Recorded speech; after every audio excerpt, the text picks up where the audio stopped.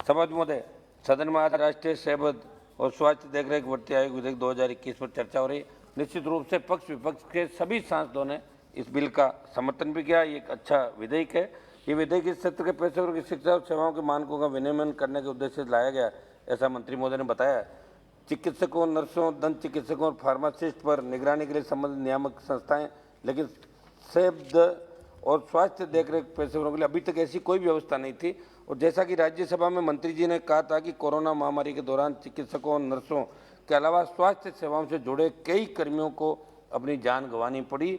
निश्चित रूप से ये विधेयक उन्हें सच्ची श्रद्धांजलि है। निश्चित तौर पर कोरोना के संकट की घड़ी में स्वास्थ्य सेवाओं, सफाई व्यवस्थाओं सहित अन्य तमाम उन विभागों, कार्मिकों, अधिकारी जिन्होंने जनसेवा के लिए अपने प्राण अर्पित कर दिए, उन्हें मैं मेरी राष्ट्रीय लोकतांत्रिक पार्टी की तरफ से श्रद्धांजलि अर्पित करता हूँ।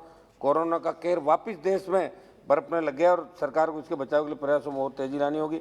इस विधेयक पर प्रकाश डालें तो इसमें 56 व्यवसायों को कवर किया जाएगा, जिन्हें 10 प्रोफेशनल श्रेणियों के तहत युक्ति संगत तरीके से व्यवस्थित किया जाता है। किसी भी देश का सामाजिक आर्थिक विकास उस देश के सेहतमंद नागरिक पर निर्भर करता है। किसी भी देश के विकास की कुंजी उस देश के स्वास्थ्य नागरिक है। सकल राष्ट्रीय आय की दृष्टि से भी बड़ी अर्थव्यवस्था में हमारे देश का नाम आने लगा, पर जब बात स्वास्थ्य सेवाओं की आती है तो हमारी स्थिति काफ़ी दयनीय साबित होती है। ये बिल अच्छा है, मगर मैं कुछ बिंदुओं पर मंत्री जानना चाहूँगा कि देश के राज्यों में इसको लागू करने के लिए सरकार के क्या प्रयास रहेंगे और राज्यों में इसका मॉडल क्या रहेगा। सरकार ने कहा कि इस विधेयक से physiotherapist, occupational therapist, optometrist, dietitian, चिकित्सा प्रयोगशाला, जीवन वैज्ञानिक पेशेवर, मेडिकल, रेडियोलॉजी और इमेजिंग प्रोफेशनल, मनोवैज्ञानिक, सामुदायिक स्वास्थ्य पेशेवर, स्वास्थ्य सूचना प्रबंधन पेशेवर शामिल है। मंत्री जी बिल लाकर आप अच्छा कदम उठा रहे हैं, मगर स्वास्थ्य विभाग से जुड़ा ये बिल है, इसलिए मैं आपको कुछ और मुद्दों पर भी ध्यान आकर्षित करूँगा। सभापति महोदय, 1 मिनट।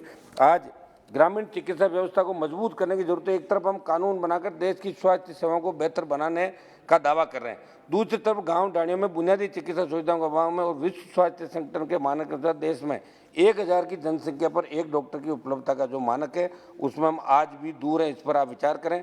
आज इस विधेयक के माध्यम से सेहत और स्वास्थ्य देखरेख पेशेवरों के लिए एक बड़ा कदम हम उठा रहे हैं, मगर मैं आपसे मांग करूंगा कि राज्यों में नर्सिंग काउंसिल, फार्मेसी काउंसिल सहित चिकित्सा से जुड़े हुए तमाम आयोग और संस्थाएं जो ऐसे पेशेवरों का रजिस्ट्रेशन करती है, ऐसी संस्थाओं भारत सरकार ने जो मानक तय करके उस योग्यता के व्यक्ति को वहाँ का रजिस्ट्रार अध्यक्ष नियुक्त हो। इसकी आप राजस्थान सहित राज्यवार समीक्षा करें। एक मेरा सुझाव है कि आपने इस विधेयक में बताया कि इस कानून का जो उल्लंघन करेगा 50,000 रुपये का दंडित किया जाएगा।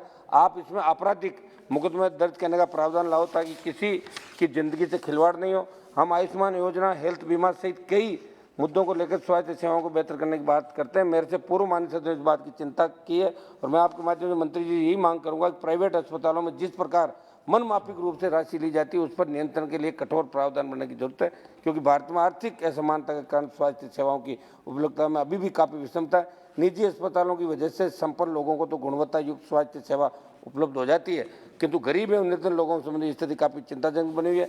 देश में स्वास्थ्य सेवाओं के विस्तार की कड़ी में राज्यों में स्वीकृत नए मेडिकल कॉलेजों में केंद्र ने भी राशि दे दी है। मेरे नागौर के अंदर केंद्र की राशि चली गई, लेकिन स्टेट, बस आधा मिनट साहब, स्टेट गवर्नमेंट अभी चालू नहीं करा। मैं आपके माध्यम से मंत्री से निवेदन करूंगा कि मेरे क्षेत्र की मेडिकल कॉलेज जल्दी शुरू किया जाए। आप इस बात को सुनिश्चित करें कि जहाँ मेडिकल कॉलेज स्वीकृत है वहाँ नर्सिंग कॉलेज भी होना जरूरी है। हालांकि राज्य का विषय, फिर भी आप ऐसा प्रावधान बना तो नर्सिंग कॉलेज होने से मेडिकल कॉलेज का संचालन भी बेहतर रूप से हो सकेगा। आखिरी में एक मेरा सुझाव है कि जिस जिला स्तर के सार्वजनिक अस्पतालों को एक सुपर स्पेशलिटी अस्पताल के रूप में विकसित करना जरूरी था, ग्रामीण क्षेत्र के लोगों को अपने नज़दीक ही गंभीर बीमारियों से सभी प्रकार की स्वास्थ्य सेवाएं उपलब्ध हो सके। और इसके लिए प्रथम दृष्टि से जिला अस्पतालों में न्यूरो व हृदय रोग आदि सुपर स्पेशलिटी के चिकित्सकों पद सृजित करने, वहाँ ऐसे चिकित्सकों की नियुक्ति की जाए। इसके लिए आप राज्यों को निर्देश जारी करें। नागौर मेरे संसदीय क्षेत्र में CGHS डिस्पेंसरी स्वीकृत की जाए। एक आखिरी में सवाल मैं निवेदन कर रहा हूँ मंत्री जी से कि जो एम्स, जिसका बहुत बड़ा एम्स का एक नाम होता है साहब, आप जगह जगह एम्स खोल भी रहे हो। दिल्ली का जो एम्स है वो वर्ल्ड क्लास एम्स है, लेकिन जोधपुर में जो एम्स लेके आए हो, वहाँ तो आपने उस एम्स के अंदर 2-3 हजार लोगों की ऐसे नियुक्तियां कर दी जाती आधार पे, उसको बकरा मंडी बना दिया जोधपुर के एम्स को। कैसे काम चलेगा? उस जोधपुर के एम्स की आप जांच कराओ मंत्री जी। मैं फिर लिख के दे रहा हूँ, 5 बार में उठा चुका है मामला। धन्यवाद। अब आप चाहते हो कि मैं सड़क पे 1 लाख आदमी लेके बैठूं जोधपुर? धन्यवाद बेनीवाल जी। ऐसी स्थिति आप नहीं करें। जोधपुर एम्स